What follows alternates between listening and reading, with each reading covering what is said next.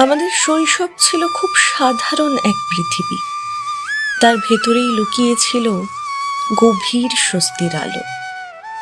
বছরে দুবার নতুন জামা পেলেই মনে হতো উৎসব নেমেছে আঙিনায়।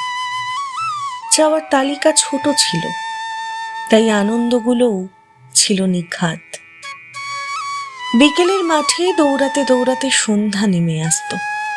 ডুবে যাওয়া সূর্যই ছিল ঘরে ফেরার নীরব ডাক। ছিল না মোবাইল, তবু গল্পের অভাব ছিল না। টাকা ছিল কম, তবু মন ছিল উদার। বন্ধুত্ব ভাঙতো, আবার জোড়া লাগতো সহজেই। সম্পর্কের ভেতর তখন কোনো হিসাবের খাতা খুলত না।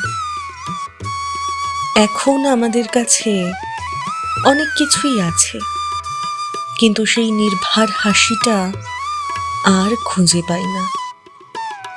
দায়িত্বের ভারে আমরা বড় হয়েছি ঠিকই, তবু কোথাও যেন ফেলে এসেছি ভয়হীন আনন্দের দিনগুলোকে।